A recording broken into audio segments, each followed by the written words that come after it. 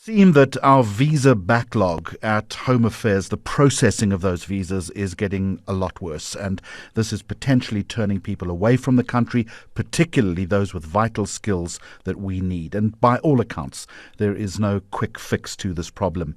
Marisa Jacobs is the managing director of Xpatweb, and she says a decision to withdraw the central adjudication system is partly to blame. So firstly, Marisa, and a very warm welcome to you, how bad is this backlog? Sure, I think that the visa backlog is pretty bad. I mean, and we've been hoping that it will start letting up, but it doesn't seem to be letting up. And I think the backlog is causing problems in two areas. So when the minister announced that the backlog was around 62,000, that the backlog is in terms of processing. So that means there's over 62,000 visa applications that were filed during 2021 and 2022 that still have not been processed and outcomes issued by the Department of Home Affairs. So mostly the ones that are filed in South Africa, it means that someone is waiting for a renewal or a change of conditions that hasn't come through yet. Those guys are obviously covered by the concession and can stay in South Africa. So there's some relief there. And then there's the guys who filed at the embassies abroad who are also caught in this backlog. And for them, it means that they can't enter the country to start working, doing business, or residing in the country. So it's really the uncertainty that it's causing and the massive delay in being able to take up your activities in a certain and predictable way that is causing a lot of stress and uncertainty for business and individuals. Let's talk, if we can, about the impact on business and particularly vital skills that are needed to come into the country that are simply not arriving now. I'm assuming that people in that predicament are simply saying, well, I'm going to give up on South Africa, I'll go elsewhere. Yeah, Jeremy, I completely agree, and I think that is the challenge with South Africa as with this visa process is we are competing for skills internationally. So at some point, it does become for a business or an individual easier to say, well, let me go somewhere else. I've got a skill that's in high demand.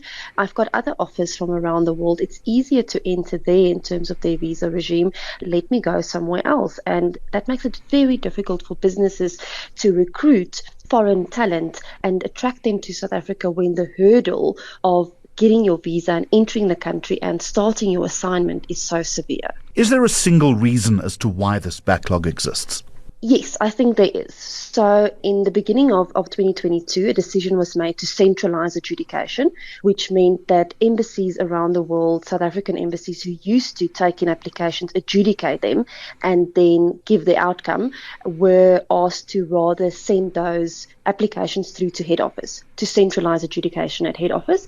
The minister indicated at the time that it was to have more consistency in terms of adjudicating of the applications. So if you filed in one destination versus another destination, your application would be adjudicated differently and different documentation requested, which of course is not correct. So he's trying to address that as a problem, which is I think is a fair thing to try and address. And the other problem that he mentioned was around fraud and those inconsistencies, where did they come from? And so I think there was good reasons in terms of why it was done. So obviously all these applications then come to one point at head office in Pretoria for adjudication, and the bottleneck that it caused was just, I think, way bigger than the department had anticipated.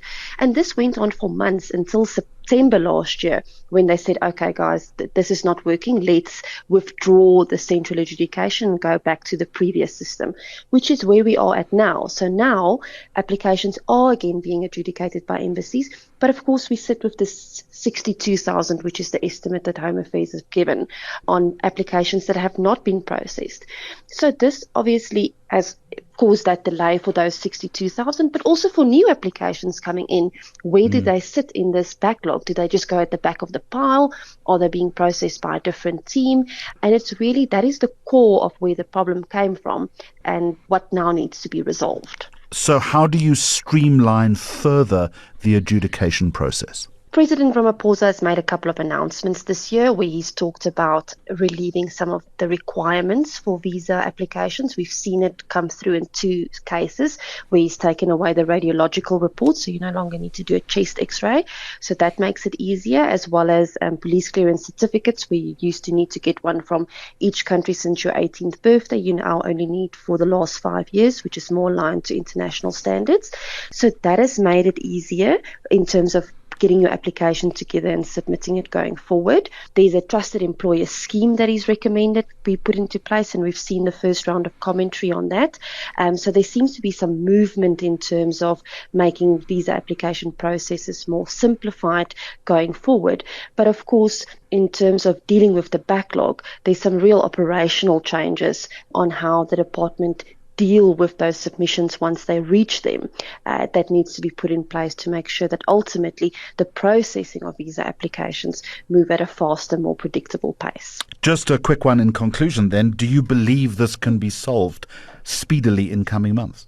I mean, even the minister has said it's going to take long to resolve. His estimate was that by mid-2024 only will we see the backlog resolved. So I don't think there's a quick fix for it. I do think that dealing with new applications separately from the backlog will give some immediate relief to business and employers, but I do think we've got a long road ahead of us still in terms of the backlog. Marisa Jacobs, thank you very much.